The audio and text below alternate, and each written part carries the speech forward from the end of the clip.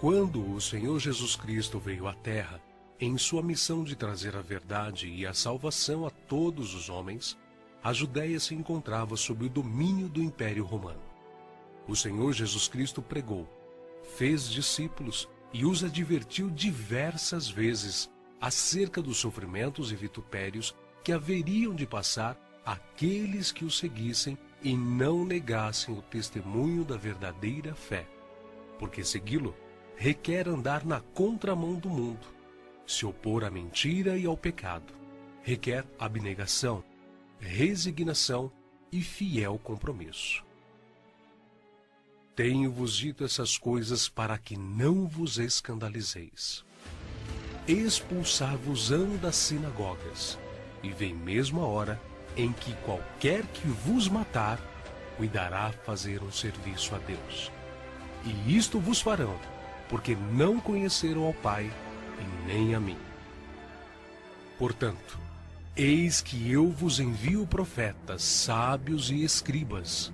A uns deles matareis e crucificareis, e a outros açoitareis nas vossas sinagogas, e os perseguireis de cidade em cidade. Então vos hão de entregar para serdes atormentados e matar-vos-ão. E sereis odiados de todas as gentes, por causa do meu nome. O Senhor Jesus foi o primeiro a sofrer pelo testemunho da verdade, sendo Ele mesmo a própria verdade e o próprio Deus. Ele foi perseguido desde seu nascimento até a sua morte. Foi desprezado, rejeitado e humilhado por aqueles que eram seus, os judeus. Mesmo assim, ele não poupou a si mesmo do preço que haveria de pagar pela salvação dos homens. Ele nos deixou o exemplo, o espelho. Aqueles que o seguissem deveriam trilhar o mesmo caminho de humilhação, rejeição e sofrimento que o Mestre sofreu. A aversão que surgiu contra o Redentor do mundo manifesta-se contra todos os que creem em seu nome. Ele morreu como um malfeitor pelos malfeitores, pregado em uma cruz. Foi vítima do ódio e da inveja dos líderes judeus, que induziram o seu povo a rejeitá-lo e o entregaram aos romanos, a fim de ser crucificado. De sorte que haja em vós o mesmo sentimento que houve também em Cristo Jesus, que, sendo em forma de Deus, não teve por usurpação ser igual a Deus, mas aniquilou-se a si mesmo, tomando a forma de servo, fazendo-se semelhante aos homens, e achado na forma de homem, humilhou-se a si mesmo, sendo obediente até a morte, e morte de cruz. Pelo que também Deus o exaltou soberanamente, e lhe deu um nome que é sobre todo o nome, para que ao nome de Jesus se dobre todo o joelho dos que estão nos céus, na terra e debaixo da terra, e toda a língua confesse que Jesus Cristo é o Senhor, para a glória de Deus Pai. Após sua morte e ressurreição comprovada pelos discípulos, Jesus Cristo subiu aos céus, deixando para poucos fiéis que tinha a promessa de nunca abandoná-los. Ele derramaria o Espírito Santo para encorajar os seus discípulos a pregar o arrependimento e remissão dos pecados a todas as nações, a ensinar, a batizar em seu nome e a fazer novos discípulos. Portanto, ide, ensinai todas as nações, batizando-as em nome do Pai e do Filho e do Espírito Santo, ensinando-as a guardar todas as coisas que eu vos tenho mandado. E eis que eu estou convosco todos os dias, até a consumação dos séculos. Amém. Foi somente após o derramar do Espírito Santo que os discípulos se revestiram de poder e se fortaleceram na fé. Após serem revestidos de poder pelo Espírito Santo, os apóstolos que antes eram tímidos se tornaram ousados. Como Pedro, que havia negado Jesus 3 vezes, agora falava com confiança, não temendo pela sua própria vida, pregando publicamente e dizendo: Arrependei-vos, pois, e convertei-vos, para que sejam apagados os vossos pecados, e venha assim os tempos do refrigério pela presença do Senhor. E aqueles que se convertiam se uniam com um único propósito: serem o corpo de Cristo, isto é, a sua igreja. E perseveravam na doutrina dos apóstolos, e na comunhão, e no partir do pão e nas orações. Em cada alma havia temor, e muitas maravilhas e sinais se faziam pelos apóstolos. Todos os que criam estavam juntos, e tinham tudo em comum. Vendiam suas propriedades e fazendas, e repartiam com todos, segundo cada um tinha necessidade. E perseverando unânimes todos os dias no templo, e partindo o pão em casa, comiam juntos com alegria e singeleza de coração, louvando a Deus e caindo na graça de todo o povo. E todos os dias acrescentava o Senhor à igreja aqueles que se haviam de salvar. E era um o coração e a alma da multidão dos que criam, e ninguém dizia que coisa alguma do que possuía era sua própria, mas todas as coisas lhe eram comuns. E os apóstolos davam com grande poder testemunho da ressurreição do Senhor Jesus, e em todos eles havia abundante graça. Não havia, pois, entre eles necessitado algum, porque todos os que possuíam herdades ou casas, vendendo-as, traziam o preço do que fora vendido e o depositavam aos pés dos apóstolos, e repartia-se a cada um segundo a necessidade que cada um tinha.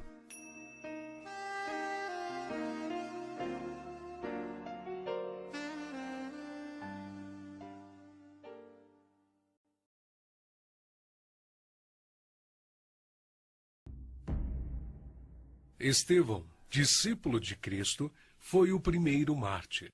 Ele foi um dos 7 diáconos em Jerusalém. Um homem cheio de fé e da sabedoria de Deus.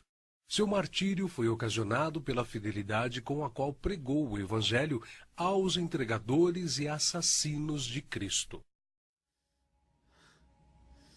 Povo obstinado, incircunciso de coração e de ouvidos. Vocês são iguais aos seus antepassados, sempre resistem ao Espírito Santo. Qual dos profetas? Seus antepassados não perseguiram? Mataram aqueles que prediciam a vinda do justo, de quem agora vocês se tornaram traidores e assassinos. Vocês, que receberam a lei por intermédio de anjos, mas não a obedeceram. Foram excitados eles a tal grau de fúria, que o expulsaram para fora da cidade e o apedrejaram até matá-lo. E apedrejaram a Estevão, que em invocação dizia: Senhor Jesus, recebe o meu espírito. E pondo-se de joelhos, clamou com grande voz: Senhor, não lhes imputes este pecado. E tendo dito isto, adormeceu. O próximo mártir que encontramos no relato de Lucas, no livro dos Atos dos Apóstolos, é Tiago, filho de Zebedeu. Ganhava vida como pescador, mas quando Cristo o chamou para ser seu discípulo, abandonou sua profissão, seu pai, seu barco e seguiu a Jesus. Tiago de Zebedeu, seguidor de Jesus, você está preso! Venham, venham! Prendam a mim, deixem os outros! Deixem os outros! Por ordem de Herodes Agripa, foi preso e decapitado em Jerusalém em meados dos anos 42 e 44, tornando-se assim o primeiro dos apóstolos a receber aquele cálice que ele mesmo tinha dito ao Salvador que estava disposto a beber. Filipe era natural da cidade de Betsaida, na Galileia, cidade de André e Pedro, um dos primeiros a ser chamado por Jesus, a quem trouxe seu amigo Natanael, dizendo que havia encontrado aquele de quem Moisés e os profetas haviam escrito, ou seja, a Jesus de Nazaré, o verdadeiro Messias. Historiadores afirmam que Filipe pregou na Frígia e foi apedrejado em Hierápolis.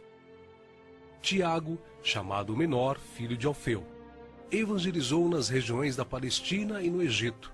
De acordo com escritos primitivos, foi martirizado com a idade de 99 anos no ano 62 da era cristã, espancado e apedrejado pelos judeus, os quais usaram de um cacetete para feri-lo no crânio com requintes de crueldade.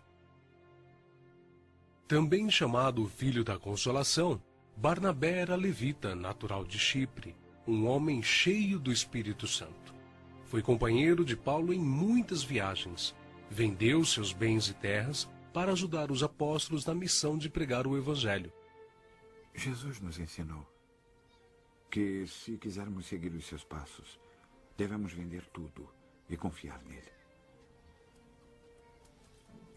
Agora vocês estão precisando. Vendemos tudo. A nossa casa e os nossos campos. Nós queremos seguir Jesus. Tem certeza? Sim, temos certeza. Segundo a história nos conta, Barnabé foi torturado, arrastado com uma corda amarrada ao seu pescoço e depois queimado vivo. Evangelista Marcos. Foi ele quem, na companhia do apóstolo Pedro, escreveu o primeiro dos 4 evangelhos. Relatos contam que pagãos o arrastaram pelas ruas de Alexandria ao ponto de ser despedaçado. Simão Pedro era pescador em Cafarnaum, onde morava com sua sogra. Seu irmão André o levou até Cristo. Logo depois foram chamados a deixarem suas redes para se tornarem pescadores de homens. E eles deixaram imediatamente as suas redes e o seguiram. Em sua primeira pregação em Jerusalém, após a descida do Espírito Santo, se converteram à fé quase 3.000 almas em um único dia. Em outra ocasião, foi preso junto com o apóstolo João. Foi açoitado e advertido a nunca mais falar no nome do Senhor Jesus. Mas ousadamente respondeu: mais importa obedecer a Deus do que aos homens. Entre muitos outros santos, o bem-aventurado apóstolo Pedro foi condenado à morte e crucificado em Roma por ordem de Nero. A história relata que ele mesmo pediu para ser crucificado de cabeça para baixo, porque se considerava indigno de ser crucificado da mesma forma que o seu Senhor. Saulo, depois nomeado Paulo, nasceu na cidade romana de Tarso. Era de descendência judaica, hebreu da tribo de Benjamim. Era um homem culto, discípulo de Gamaliel, fariseu e, sendo extremamente zeloso da lei do Monte Sinai, perseguiu furiosamente a Igreja de Cristo. Bem tinha eu imaginado que contra o nome de Jesus, o Nazareno, devia eu praticar muitos atos, o que também fiz em Jerusalém. E, havendo recebido o poder dos principais dos sacerdotes, encerrei muitos dos santos nas prisões. E quando os matavam, eu dava o meu voto contra eles. E castigando-os muitas vezes por todas as sinagogas, os obriguei a blasfemar. E enfurecido demasiadamente contra eles, até nas cidades estranhas os persegui. Sobre o que, indo então a Damasco, com poder e comissão dos principais dos sacerdotes, ao meio-dia, ó rei, vi no caminho uma luz do céu que excedia o esplendor do sol, cuja claridade me envolveu a mim e aos que iam comigo. E caindo nós todos por terra, ouvi uma voz que me falava, e em língua hebraica dizia: Saulo, Saulo, por que me persegues? Dura coisa te é recalcitrar contra os aguilhões. E disse eu: quem é, Senhor? E ele respondeu: eu sou Jesus a quem tu persegues. Mas levanta-te e põe-te sobre teus pés, porque te apareci por isto, para te pôr por ministro e testemunha, tanto das coisas que tens visto, como daquelas pelas quais te aparecerei ainda, livrando-te deste povo e dos gentios, a quem agora te envio, para lhes abrires os olhos e das trevas os converteres à luz, e do poder de Satanás a Deus, a fim de que recebam a remissão de pecados e sorte entre os santificados pela fé em mim. Pelo que, ó rei Agripa, não fui desobediente à visão celestial. Antes, anunciei primeiramente aos que estão em Damasco e em Jerusalém, e por toda a terra da Judéia, e aos gentios, que se emendassem e se convertessem a Deus, fazendo obras dignas de arrependimento. Por causa disto, os judeus lançaram mão de mim no templo, e procuraram matar-me.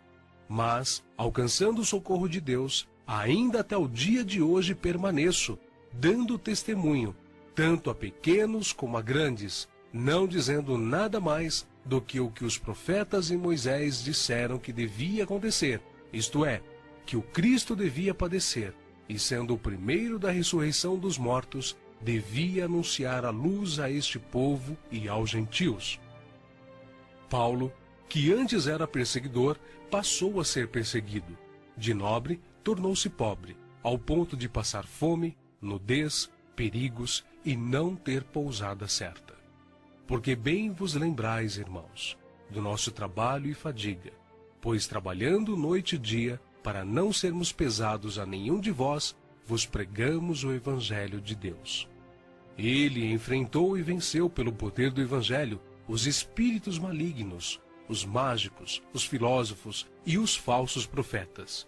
Ele não temia homem algum, grande nem pequeno, nobre nem ignóbil, judeu nem grego, mas ensinava a palavra de Deus com toda a sinceridade, sem respeitar a aparência dos homens, para ser um servo de Cristo. O que ele sofreu em 3 grandes viagens por terra e mar, ao longo de 30 anos pregando o Evangelho, quando viajou para a Judéia, Síria, Ásia, Macedônia, Grécia, Itália, Espanha, enfim, por praticamente todo o mundo conhecido daquele tempo. Os seus feitos estão registrados não somente nas Sagradas Escrituras, mas também na história, principalmente na Grécia. Sua jornada entrou na etapa final em Jerusalém, em torno de 60 depois de Cristo. Vítima de inveja, ele foi preso e acusado de violar a lei judaica. Podia ser executado, mas ele exerceu seu direito de cidadão romano de ser julgado em Roma. Paulo, na sua prisão em Roma, escreveu a Timóteo, a quem carinhosamente chamava de filho espiritual, uma de suas últimas cartas, dizendo que sua hora havia chegado. Porque eu já estou sendo oferecido por aspersão de sacrifício, e o tempo da minha partida está próximo. Combati o bom combate, acabei a carreira, guardei a fé. Desde agora a coroa da justiça me está guardada, a qual o Senhor, justo juiz, me dará naquele dia, e não somente a mim, mas também a todos os que amarem a sua vinda. Segundo os registros antigos, Paulo foi decapitado a mando do imperador Nero, mas suas cartas continuam vivas, testificando da verdade e do amor de Cristo até os dias de hoje. André, irmão de Pedro, pescador e discípulo de João Batista, pregou o Evangelho a muitas nações da Ásia, mas, ao chegar a Acaia, foi preso e crucificado numa cruz em forma de X. Daí, então, a origem do termo de Cruz de Santo André. Bartolomeu tem sido identificado muitas vezes na Bíblia como Natanael. Era natural de Caná da Galileia. Recebeu de Jesus uma palavra edificante.